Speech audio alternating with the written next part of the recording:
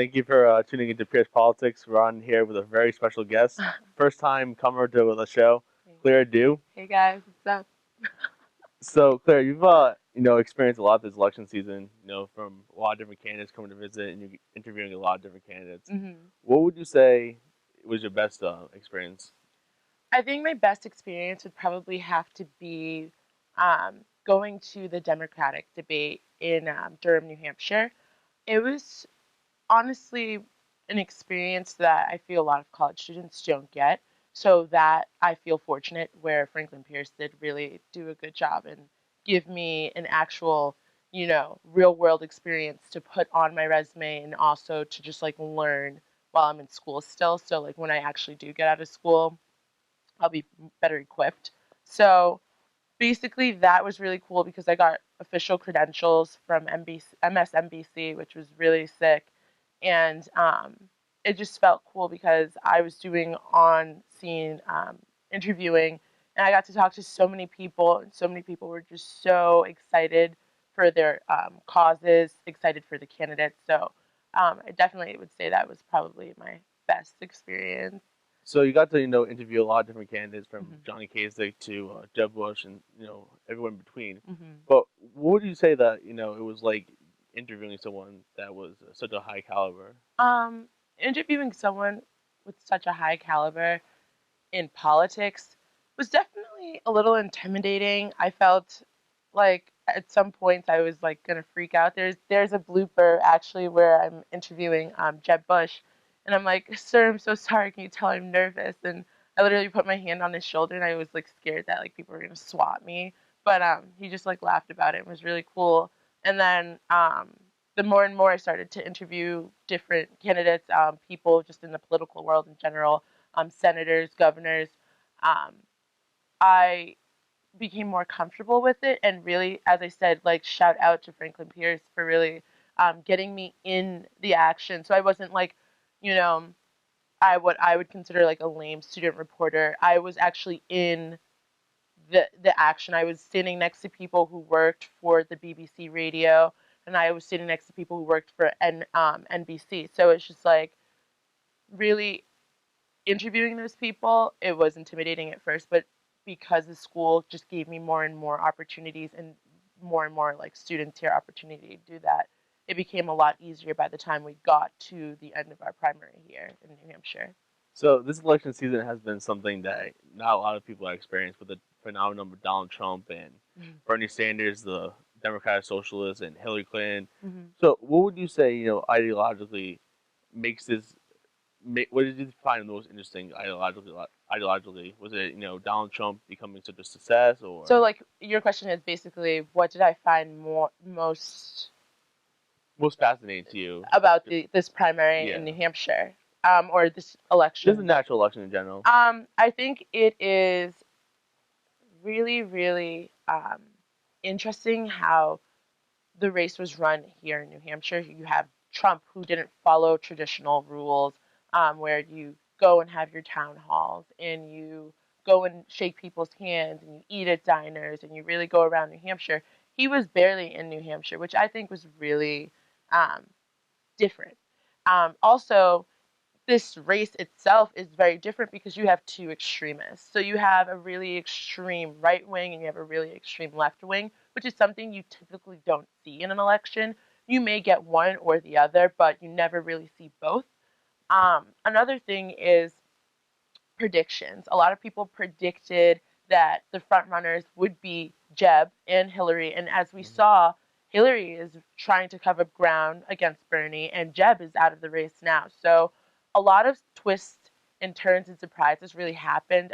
Donald Trump, people did not think that he was going to be a serious candidate in this political, race, and he is kind of running this election, this primary period right now, as what I would say as a reality like type of election Mhm. in my sense. He really says a lot of things that don't have any factual evidence to back them up.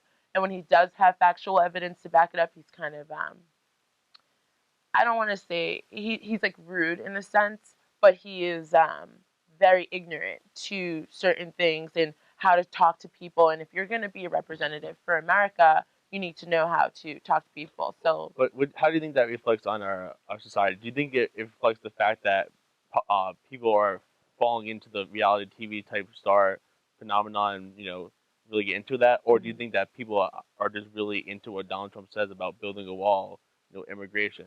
Well, I think that, with, his past experience in reality television, Hmm. um, it's statistically proven that he is getting most of his votes from Latinos and getting most of his votes from uneducated viewers or voters. But I would say personally, reality television is garbage. It's trash, but it's very entertaining to watch. So, I mean, I'm not saying that the category of people voting for Trump are actually uneducated. They may have just stopped and gotten their high school degree or never finished high school, but they probably are prevalent in the working world. But I think that reality television really is something that you don't have to have a high IQ to understand. And when you already have a celebrity status, in which Trump has, um, people just look at you and go, "Oh, I like this guy because he fired this person because this person wasn't working out or whatnot." So I feel like uneducated voters aren't really people who are really necessarily like street smart or like book So you think smart. that more of the working They're force of in the work. America? They're not stupid. They're street smart, but they're not like book smart. They didn't go to college. They don't. So when I hear things like that, and then you hear some of the things that Trump is saying, it's really racist, and some categorize him as a bigot.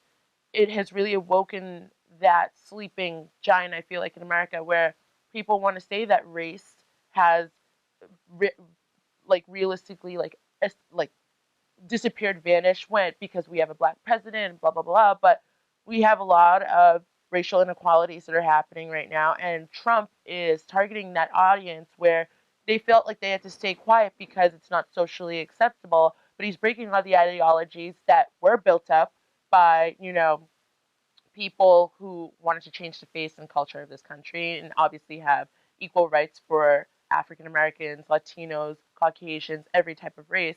But he's targeted a group like Hitler has, and I know this is an extreme comparison, but he's targeted a group which is Latinos or legal immigrants and Muslims. And he has basically made them the scapegoat, the black sheep of the United States, and he's feeding off of people's hatred in order to propel himself. And I think that reflects on our society as a broken nation because we have an extreme right wing talking about we need to get these people out of here, trying to tell them to wear um, indications that they're Muslim or indication that they're, an illegal immigrant or something like things like that, when that's not okay. That's what Hitler did to the Jews. He put stars on them, and that's not okay. So I feel like when you have someone like that, and then you have Bernie, who is everything is free. Well, we live in a capitalistic society. Nothing is free in America. Nothing is free today. The rich will get rich, and the poor will, get poor, and the middle class will remain stagnant in this country. And we need a reform. We need a change. So who would you say is the leader to bring us into that reform? Capitalist society with some definite social, a little bit of social change. To be honest with you, I couldn't tell you. I couldn't. I don't have any faith in the candidates. I am not a Democrat or a Republican. I really like to hear out every single spectrum of from the right side and the left side, from the extreme right to the extreme left, and really try to understand and develop an opinion that will best suit my needs and I feel will best suit the country's needs. But right now, I don't have any faith in any candidate because you have Hillary, who is talking about we have to get rid of corporate powers and we need to stand up to Wall Street. But she's, reading speeches by Goldman Sachs that's paying her to read these speeches, and she won't release what speeches are being said. And then you have Bernie, who is saying everything for free, free, free, which sounds great, but one, you need capital to pay for the things that he wants to give out for free, like education, healthcare. You need capital to back that up. And where are you going to get it from? it doesn't make sense. And then you ask him about foreign policy, and you can't really speak on that. And we have a real threat on terrorism today. Um, uh, Terrorism is a real threat to us, I should say. And if you can't talk about foreign policy, how am I scared that an event, how am I going to feel comfort and not be scared that an event like 9/11 or the Paris attacks are going to happen here on U.S. soil? And, that's a scary thing. And if you can't talk about that, then I don't know if that's good. And then you have people like Donald Trump, who is just ignorant, is really just the word for him. He's very ignorant and just says very malicious, cruel things about specific races and groups of people when we shouldn't be, separating everybody by what a small portion of this race has done. Because if that was the case, you know, I would be able to sit here and say, well, every Caucasian person is a racist, every African American is a drug dealer, every Muslim is a terrorist, every Latino person is is selling drugs, is slinging dope. Like, that's not true. Those are stereotypes. Those are systematic oppressions that they've placed on us, and Donald Trump is just playing on those stereotypes. They're being, prevalent in our like movies today. Those stereotypes that you see in television and reality television. So then you have a candidate like that, and then you have, Ted Cruz, who's just as crazy as Trump, but just a little more. For different reasons. Yes, for different reasons, but a little more quiet. And then you have um, Kasich, who basically, when I met him, was nice, um, well educated, but blames everything based off of if you have a education or not. And if you're not educated and then you're poor and you can't make it in the world because you have to be educated. But telling people who are educated that if you have skill, you can make it, which is just a really flip floppy thing. So I don't really. Those are the most prevalent runners in my case right now. In my mind, where I see it can go either way with them, but I'm not really too impressed with the lineup. Last question to wrap things up.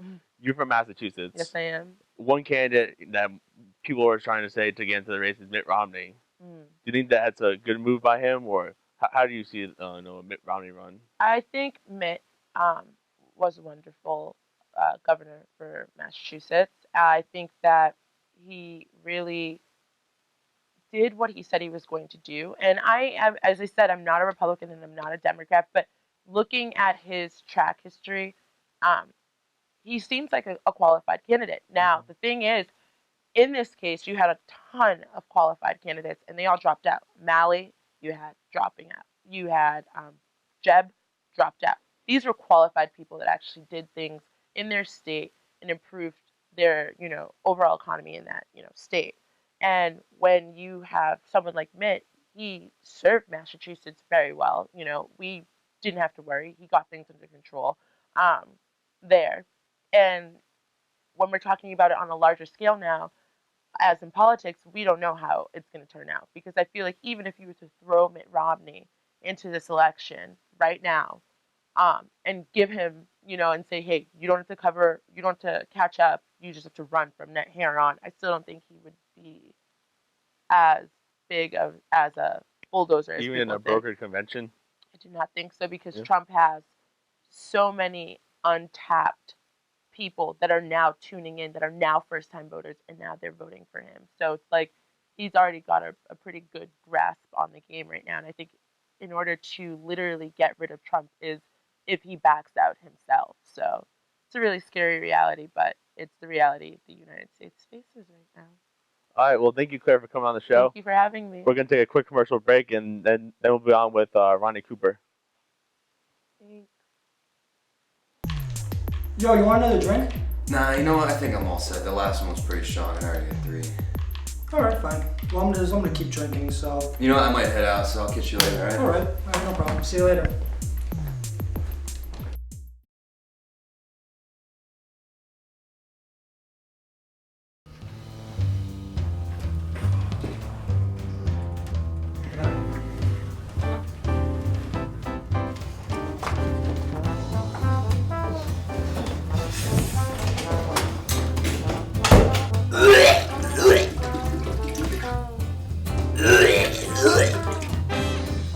Yeah, I was just about to head down to the court.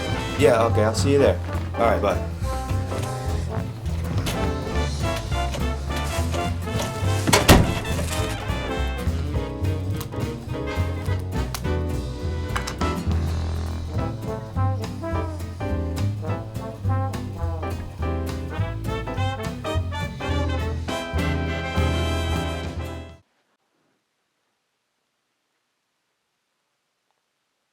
We're back on the show with student Ronnie Cooper. Hi, Alex. Thank you for joining us, as always, Ron. I always love coming on.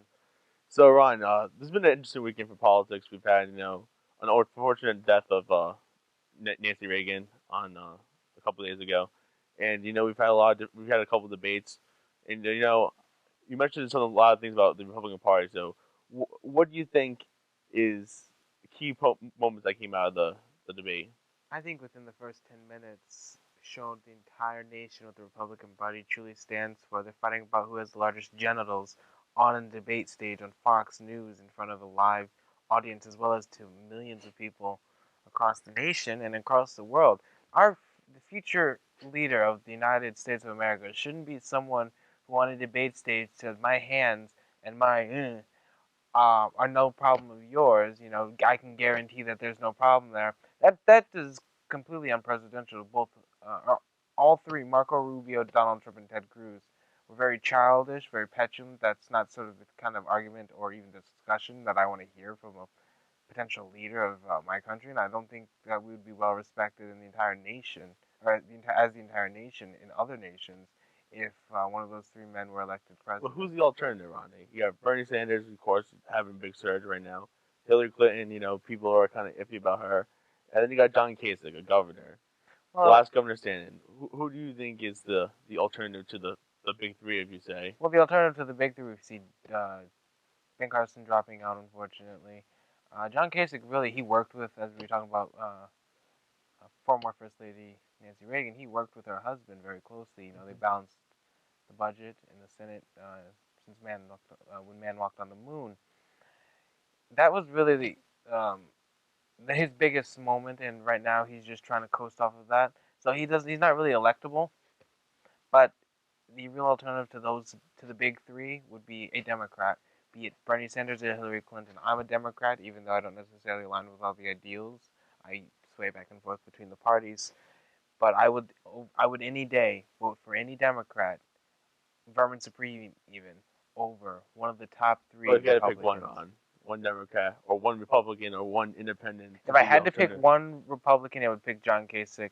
If I had to pick, and that's the thing, I couldn't pick one Democrat because, well, first off, the way this election is going is unforeseen. Pundits have been getting things wrong left and right, which is very surprising. Right. That's unheard of in an election season. So I will truly go with whoever the nation feels best represents the ideology of the Democratic Party, be it Hillary Clinton or Bernie Sanders. And I know that doesn't directly answer your question, but I'm willing to support whoever my party supports.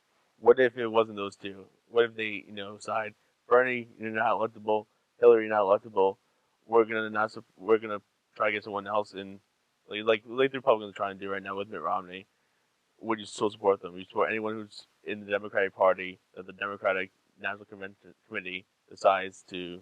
As long as I believe that their ideals best represent those of the nation, then yes, I would, in a heartbeat. Unless John Kasich and that person, let's say they were running, if John Kasich, I believe, better represented my ideology, I would in a heartbeat vote for him. It's more about, well, when it comes to overall, I'll pick the candidate who I think best represents the nation. But me personally, I'll pick a candidate if I'm at if I'm at odds with both candidates. I'll pick the one who I think best represents me, because you can't have your cake and eat it too. Of course.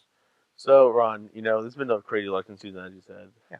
We've seen Donald Trump merge out of nowhere, Bernie Sanders, of course, Hillary Clinton making another run. What do you think is the most surprising thing so far you've seen? Besides the penis jokes on national TV on Fox News, I would honestly have to say the summer of Trump. I didn't. It became the year of Trump. That was the biggest thing. I really didn't think one man would be able to gain so much political capital by just being who he is. And I think the same can go for Bernie Sanders. Although I'd hope Donald Trump isn't necessarily a person that he portrays himself to be as a politician. because that's somewhat bigot. He's somewhat of a bigot in that aspect, and I really don't think that. I kind of looked up to him when I was growing up. I have Trump cologne. I have Trump brand clothing. Uh, I really hope that that's not the man that I idolized watching the Celebrity Apprentice as a child. Well, what do you think is like I asked Claire earlier? What do you think it says about our country? We have someone like Donald Trump leading the polls. We have someone like Ted Cruz. A person who doesn't believe in the IRS and all these different things. And you have people like so many different characters in this election season. Emerging. What do you think that says about our country? Our country is ready for a change, but I think specifically with Donald Trump, and I think Claire was talking about it earlier, we are a nation of doesn't really care about politics anymore in its base form, like of what it means to represent the people and to take care of the people. We more want entertainment. We want someone who will entertain us, and that's not what politics is. Politics isn't made to be entertaining. It's made to be boring. C-SPAN is not TMZ for a reason. That's for factual information. They say that PBS, one of the most boring news stations to watch, is almost always accurate in their information. You know why? They don't have time for glitz and glamour. They want to make sure that the viewer is getting the most informed news, and I think that alone explains a lot about our nation. They get less views than, let's say, a new episode of Keeping Up with the Kardashians, even though the Kardashians is uninformed and it's somewhat damaging to Or even watch. fake politics with House of Cards. Yeah, I mean, I stayed up watching House of Cards, but the thing is that there's a bit of truth to everything that happens in that show. That really shows behind the scenes of Washington and how corrupt it is. So, I mean, there's a little bit of reality in that. Yeah. So we're gonna take a quick break. We'll be back with Ronnie after the break. That was a great workout today. I know, I'm really happy with their progress. I'm so glad we're living a healthier lifestyle. I know, it's awesome. So you coming to the party later tonight? Yeah, obviously I'll be there. Oh, word. So, Can't wait. see you later. See ya.